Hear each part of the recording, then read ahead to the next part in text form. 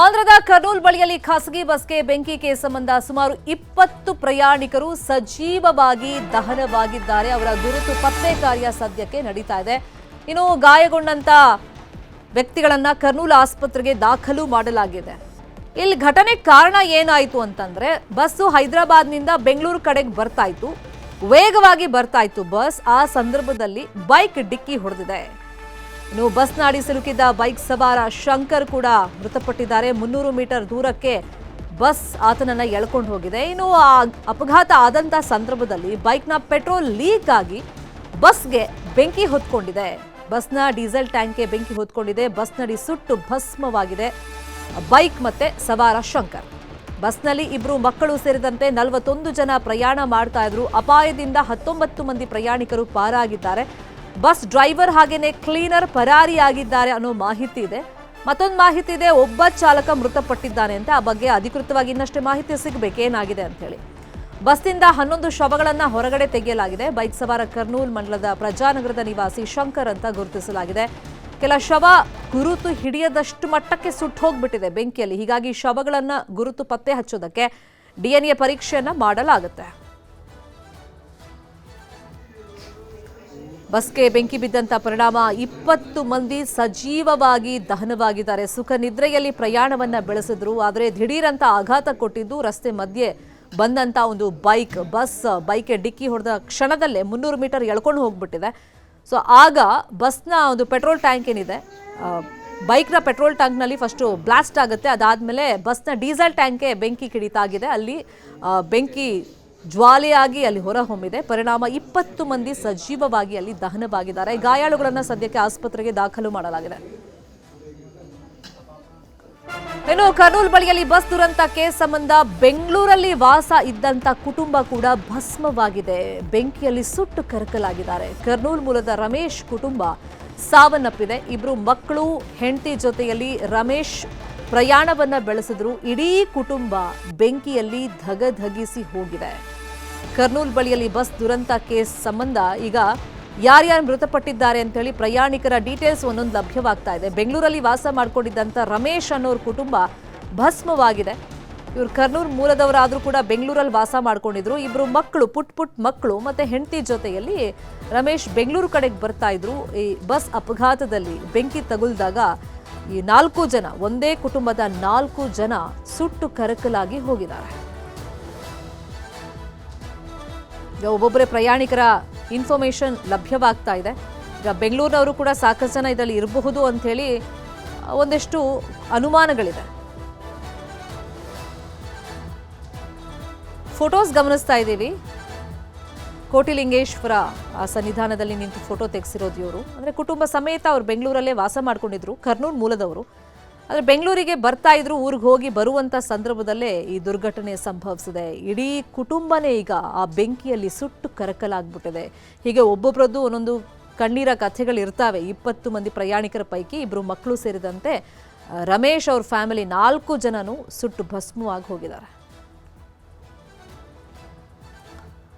ಇನ್ನು ಕರ್ನೂಲ್ ಬಳಿಯಲ್ಲಿ ಬಸ್ ಭಸ್ಮ ಕೇಸ್ ಸಂಬಂಧ ಬೆಂಗಳೂರಿನ ಓರ್ವ ಮಹಿಳೆ ಬಚಾವಾಗಿದ್ದಾರೆ. ಹಾರಿಕಾ ಅಂತ ಅವ್ರ ಹೆಸರು. ಅವರು ಅಪಾಯದಿಂದ ಪಾರಾಗಿದ್ದಾರೆ. ಅಂದ್ರೆ ಆ ಕ್ಷಣದಲ್ಲಿ ತಕ್ಷಣಕ್ಕೆ ಏನು ಮಾಡಬೇಕು ಅಂತ ಗೊತ್ತಾಗಿರೋದಿಲ್ಲ ಪ್ರಯಾಣಿಕರಿಗೆ. ಯಾಕಂದ್ರೆ ಗಾಢವಾದಂಥ ನಿದ್ದೆಯಲ್ಲಿರ್ತಾರೆ. ಸ್ಲೀಪರ್ ಕೋಚ್ ಬಸ್ ಬೇರೆ, ಮತ್ತೆ AC ಬಸ್ ಆಗಿದ್ರಿಂದ ಅದು ಲಾಕ್ ಆಗಿತ್ತು ಅಂತಲೂ ಕೂಡ ತುಂಬಾ ಜನ ಹೇಳ್ತಿದ್ರು. ಅಂದ್ರೆ ಜಾಮ್ ಆಗಿಬಿಟ್ಟಿತ್ತು, ನಮಗೆ ಡೋರ್ ಸಮೇತ ಓಪನ್ ಮಾಡೋಕ್ಕೆ ಸಾಧ್ಯವಾಗಿಲ್ಲ. ಕೆಲವರೆಲ್ಲ ವಿಂಡೋ ಒಡ್ಕೊಂಡು ಬಂದಿದ್ದಾರೆ.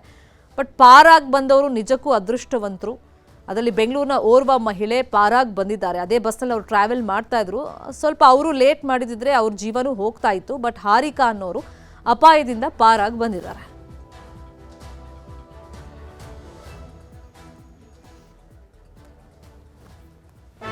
ಇನ್ನು ಕರ್ನೂಲ್ ಬಸ್ ದುರಂತಕ್ಕೆ ಪ್ರಧಾನಿ ನರೇಂದ್ರ ಮೋದಿ ಅವರು ಕೂಡ ಸಂತಾಪವನ್ನು ಸೂಚಿಸಿದ್ದಾರೆ. ಮೃತರ ಕುಟುಂಬಗಳಿಗೆ ಪ್ರಧಾನಿ ಮೋದಿ ಸಾಂತ್ವನದ ಮಾತುಗಳನ್ನು ಹೇಳಿದ್ದಾರೆ. ಮೃತರ ಕುಟುಂಬಗಳಿಗೆ ತಲಾ 2 ಲಕ್ಷ ಪರಿಹಾರವನ್ನು ಕೂಡ ಘೋಷಣೆ ಮಾಡಿದ್ದಾರೆ. ಇನ್ನು ಸಾಕಷ್ಟು ಜನ ಗಾಯಗೊಂಡಿದ್ದಾರೆ. ಅದರಲ್ಲಿ ಕೆಲವರು ಕಂಡೀಷನ್ ಸೀರಿಯಸ್ ಆಗಿದೆ ಅಂತಾನೂ ಮಾಹಿತಿ ಇದೆ. ಗಾಯಾಳುಗಳಿಗೆ ತಲಾ 50,000 ರೂಪಾಯಿ ಸರ್ಕಾರದ ಕಡೆಯಿಂದ ಘೋಷಣೆಯಾಗಿದೆ. ಬಸ್ ದುರಂತಕ್ಕೆ ರಾಷ್ಟ್ರಪತಿ ದ್ರೌಪದಿ ಮುರ್ಮು ಕೂಡ ಸಂತಾಪವನ್ನ ಸೂಚಿಸಿದ್ದಾರೆ. ಮೃತರ ಕುಟುಂಬಕ್ಕೆ ಧೈರ್ಯವನ್ನ ತುಂಬುತ್ತಾ ಇದ್ದಾರೆ ಒಬ್ಬೊಬ್ಬರಾಗಿ ಗಣ್ಯರು.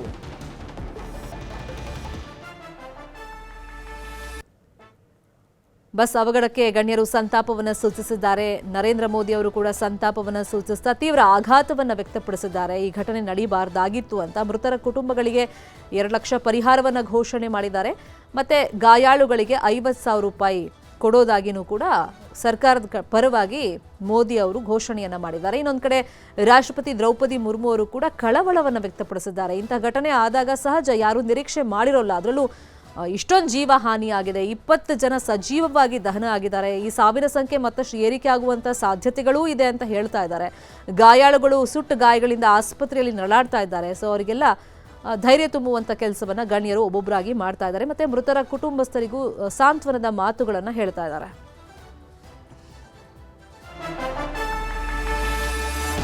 ಇನ್ನು ಕಾವೇರಿ ಟ್ರಾವೆಲ್ಸ್ ಏಜೆನ್ಸಿಗೆ ಸೇರಿದ್ದು ಬಸ್ ಅದು ಖಾಸಗಿ ಬಸ್ ಬೆಂಗಳೂರಿನ ಕಲಾಸಿಪಾಳ್ಯದಲ್ಲಿದೆ. ವಿ ಕಾವೇರಿ ಟ್ರಾವೆಲ್ಸ್ನ ಏಜೆನ್ಸಿ. ಕರ್ನೂಲ್ ಬಸ್ ದುರಂತದ ಬಳಿಕ ಏಜೆನ್ಸಿ ಆಫೀಸ್ ಕ್ಲೋಸ್ ಆಗಿದೆ.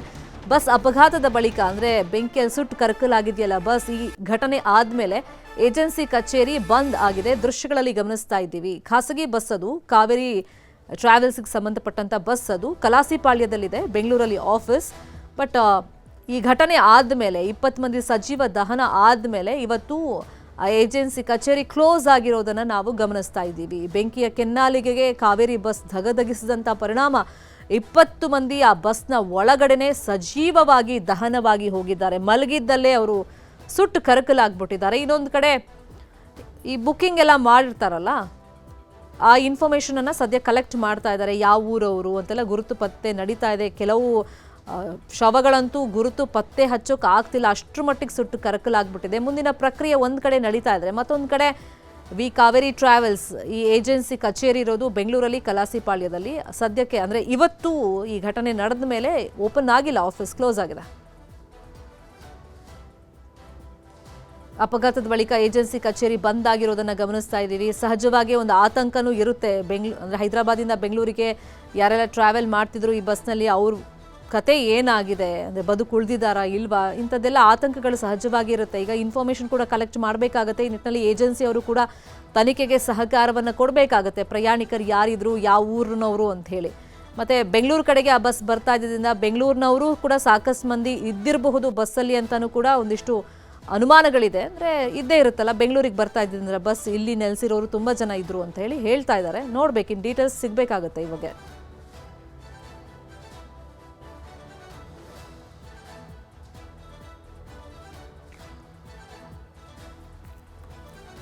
ಅದೇ ವಿಷಯವಾಗಿ ಇನ್ನಷ್ಟು ಡೀಟೇಲ್ ಆಗಿ ಇನ್ಫಾರ್ಮೇಷನ್ ಕೊಡ್ತಾ ಹೋಗೋದಕ್ಕೆ ನೇರ ಸಂಪರ್ಕದಲ್ಲಿ ಕನೆಕ್ಟ್ ಆಗಿದ್ದಾರೆ ನಮ್ಮ ರಿಪೋರ್ಟರ್ ಶರಣು ಹಂಪಿ. ಒಂದು ಕಡೆ ಕಲಾಸಿಪಾಳ್ಯದಲ್ಲಿರುವಂತಹ ವಿ ಕಾವೇರಿ ಟ್ರಾವೆಲ್ ಏಜೆನ್ಸಿ ಕಚೇರಿ ಬಂದ್ ಆಗಿದೆ. ಬಹುಶಃ ಓಪನ್ ಇದ್ದರೆ ಪ್ರಯಾಣಿಕರ ಡೀಟೇಲ್ಸ್ ಅನ್ನ ತಗೊಳ್ಬಹುದಾಗಿತ್ತು ಅಂತ ಕಾಣಿಸುತ್ತೆ. ಇದು ಯಾರಿಗೆ ಸೇರಿದ್ದು ಅಂತ ಇನ್ಫಾರ್ಮೇಷನ್ ಇದೆ.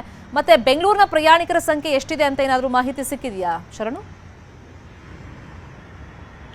ಶರ್ಮಿತಾ, ವಿ ಕಾವೇರಿ ಮೂಲತಃ ಹೈದರಾಬಾದ್ ಮೂಲದ ಕಂಪನಿ ಇತ್ತು. ಇದರ ಕಚೇರಿ ಬೆಂಗಳೂರಿನಲ್ಲೂ ಕೂಡ ಇದೆ. ಕಲಾಸಿಪಾಳ್ಯದಲ್ಲಿ ಒಂದು ಭಾಗದ ಕಚೇರಿ ಇದ್ರೆ, ಇನ್ನು ಮಹದೇವಪುರ ವಲಯದಲ್ಲಿ ಅಂದ್ರೆ ನಿಮಗೆ ಎಲೆಕ್ಟ್ರಾನಿಕ್ ಸಿಟಿ ಸುತ್ತಮುತ್ತಲು KR ಪುರಂ ಟೀನ್ ಫ್ಯಾಕ್ಟರಿ ಹತ್ರನೂ ಕೂಡ ಇವರ ಸಂಬಂಧಿಸಿದಂತ ಶಾಖೆಗಳ ಕಚೇರಿ ಇದೆ. ಇದು ಹೊರತುಪಡಿಸಿದಂತೆ ಒಟ್ಟು ಈ ಬಸ್ನಿಂದ ಅಂದ್ರೆ ಹೈದರಾಬಾದಿಂದ ಬೆಂಗಳೂರಿಗೆ ಬರ್ತಿರುವಂತ ಒಟ್ಟು 40 ಜನ, ಇದರಲ್ಲಿ 21 ಜನ ಈಗ ಸೇವ್ ಆಗಿದ್ದಾರೆ ಅನ್ನುವಂತ ಮಾಹಿತಿ ಇದೆ. ಈಗಾಗಲೇ 11 ಮೃತದೇಹಗಳನ್ನ ಹೊರತೆಗೆದು ಐಡೆಂಟಿಫೈ ಮಾಡುವಂತ ಕಾರ್ಯನೂ ಕೂಡ ಮಾಡ್ತಾ ಇದ್ದಾರೆ. ಇದರಲ್ಲಿ 4 ಜನ ಒಂದೇ ಕುಟುಂಬದ ಸದಸ್ಯರು ನಿದ್ರೆಯಲ್ಲಿದ್ರು.